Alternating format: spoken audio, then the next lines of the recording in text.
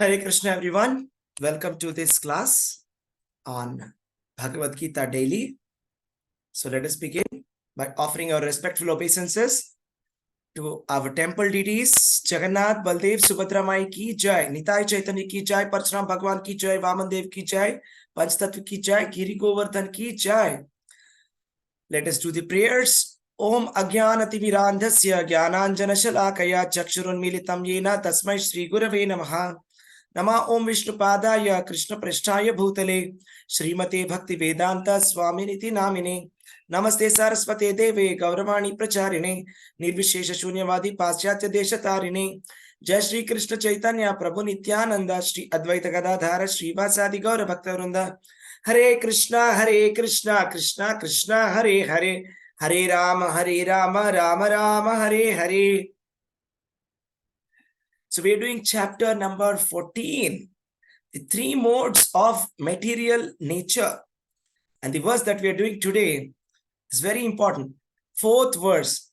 Sarvayonishu kaunteya murtaya sambhavantiyaha tasham brahma mahadyonir aham bija pradapita. Sarvayonishu kaunteya Murtaya sambhavantiyaha tasham brahma mahadyonir aham bija pradah pita. It should be understood that all species of life, O son of Kunti, are made possible by birth in this material nature, and that I am the seed-giving father. So this verse is very significant because this explains about the nature of God. That is also known as Bhagavad Tattva. Bhagavad Tattva means understanding the nature of God. So who is God? And what is the relationship between the God and living entities? It is very clearly explained here. What is Krishna saying? Sarvayonishu kaunteya. So Sarvayonishu means all species of life. So there are varieties of species of life. So some of them have been discovered. Some of them are not yet discovered by the scientists. And these species of life, they exist either on the land or inside the water or in the air. And there are so many types.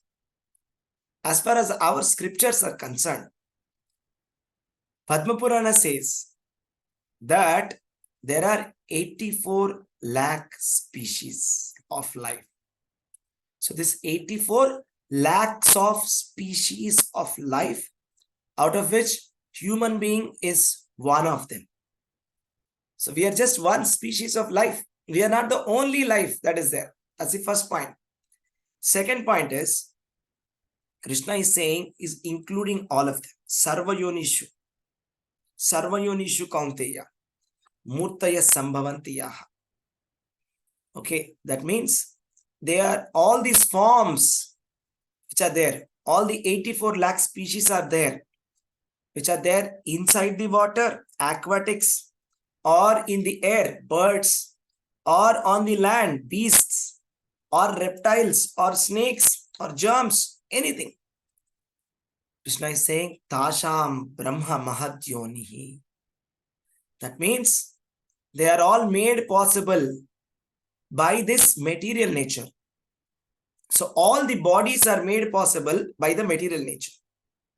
So the first indication that we are getting from this verse is that the mother for all of these living entities is the material nature. Mother is the material nature. You see, we need a mother and we need a father. Correct? For all the living entities, mother and father. The mother explained in the previous verse, 14.3. Krishna says that this total material substance called Brahman is the source of birth. And that Brahman I impregnate, making possible the birth of all living beings. So this total material nature is called as Mahat Tattva. Mahatattva means if you combine the entire material nature and you count it as one unit, this is called as Mahatattva. Now this Mahatattva is the material nature. And all the living entities, I'm speaking specifically about the bodies. The bodies of the living entities. We all know bodies are temporary. The soul is permanent. I'm talking about the body. The bodies of all these living entities are born from whom? Are born from whom? They're born from the Mahatattva. They're born from the material nature. But Krishna is giving us information that I impregnate this material nature. And I am making the possibility of this birth of living entities. So that means Krishna is the Father. Krishna is the Father. So we also saw one example which was given that sometimes we see that scorpion lays eggs within rice. And small baby scorpions come out of those eggs from within the rice. So it will appear as if the rice is the original cause for the scorpions.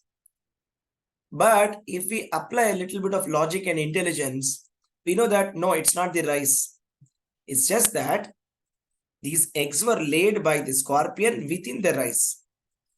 The scorpion is the original cause, not the rice. So similarly, our material body, for all the living entities, you can take trees or birds, aquatics, beasts, human beings, animals. It is coming from the material nature, from the womb of the mother. Okay, if it is a tree that is coming from the soil, a seed is sprouting into a tree. Now there are different types of species, Andaja, right, and Udbija. Like that, there are 4 types are there. Svedaja means there are some species which are born out of sweat. There are some species which are born out of eggs. They're called Andaja. And there are some species which are born out of the womb, mammals. And then some species which are born out of the seeds or the soil, born from the soil. See, 4 types.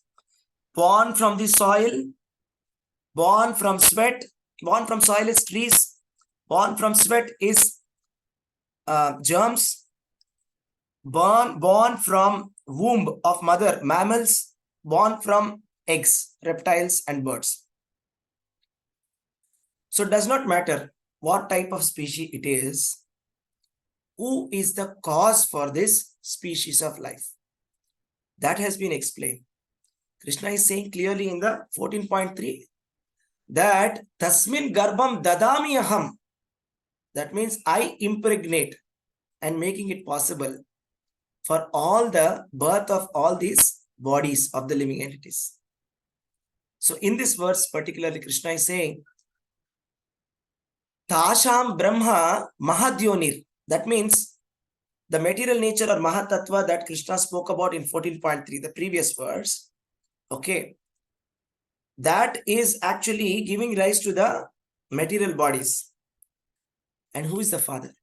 Then who is the Father? You should ask, who is the Father? And Krishna is saying, Aham bija pita prada. Ajam aham bijaha prada pita. Aham bija prada pita means, I am the seed giving Father. So that means, Krishna is the original Father for all the living entities. Even if you consider that the living entity is body, these bodies are coming out of the material nature. And we all know that it is not possible, right? If there is no male species, it is not possible that, you can get a child. Krishna is saying, I am the seed giving Father for all the living entities. So this is something very significant, very, very important. So all we have to realize is that God is the Father. And He is the spiritual Father. He is the Father. He is the original Father. And not just for human beings. He is saying, Sarva Yonishu, for all the living entities. Not only on this planet, on every planet, even for the demigods also, even for the rishis also. Krishna is saying, I am the father. So Krishna is the father of Brahma. And Brahma is the grandfather, great-grandfather of all the living entities, including all the devatas. Then who is Krishna? Krishna is the father of great-grandfather, Prapitamaha. And he is the original father. So this is what is very important, that the relationship that we have with God is this, that God is my father. Okay, just like a loving father loves children, Krishna loves all living entities. Therefore, we should have compassion towards every living entity, considering that we are all the children of the same father. Body may be different, does not matter, but that does not mean that they are not related to me. So just like, let us say that there is a less intelligent son. So if an intelligent son says, Father, can I kill this fellow? He is not very intelligent. Then the father will not agree to that. Does not matter whether the son is dumb, intelligent, less intelligent, does not matter. Father will never allow any son to be killed. Correct? Any child to be killed, father will not allow. So this is what we have to understand. Every living entity, all the bodies are actually Krishna's children. This is the relationship that we have with God. That he is the father, but he is so kind. He is so kind that he is ready to reciprocate with us in 5 types of relationships. Even though he is the original father, even though he is the father, he agrees to become the child of a living entity. That is the magnanimity of Krishna. Just like how Nanda Maharaj and Yashoda, they became the parents of Krishna. They were raising Krishna in his childhood. As if, Yashoda used to think that Krishna, if I do not feed him, he will become thin. She used to think, what can I do so that Krishna does not catch a cold? You see, every living entity is actually son of Krishna, and Krishna is actually maintaining every living entity. But Krishna is giving an opportunity to the living entities to become the parent of Krishna. So this is the loving exchange that he is enabling. The Supreme Personality of Godhead is allowing loving exchange, even though he is the father, he is the originally, he is taking care of us. So this is what it is. There are 5 different mellows like that. One of them is the Vatsalya Bhava, championed by Yashoda and Nanda Maharaj. Similarly, we have Arjuna, who is a friend of Krishna. So nobody can be friend of God, because God is Eko Bahunam Vidadati Kama. One singular, maintaining all the plurals, all the universes coming from him, all living entities coming from him. The material nature is impregnated by him. The time is the representative of him. Everything is controlled by God. Aham Sarvasya Prabhavo. That Supreme Lord is agreeing to become a friend. He is agreeing to become a driver. So for the Pandavas, he agreed to become even a driver. And he's sitting in the driver's seat of the chariot and is driving their vehicle in a war. So this is the magnanimity of the Supreme Personality of Godhead. This is the loving exchange, or the kind of love that he has towards us. If we make 1 step towards Krishna, he will put 1,000 steps towards us. Just because a father will always have the affection. See, the children, they may be rebellious. We are all rebellious children. So we have forgotten God, we have forgotten Krishna, and we don't want to love Krishna. But he is standing there with his open arms, waiting that his children will come back to him. He is waiting very patiently in our heart that one day we will come back to him. One day we will hear this message of Krishna. One day we will change our rebellious nature of rebelling against the Father and trying to be independent of Father. trying to be independent of the instructions of the father. So this is the message of today's words. Hare Krishna. Thank you very much. If you have any questions, you can please ask me. Thank you. Hare Krishna, Prabhuji. Hare Krishna. Dhanyavad.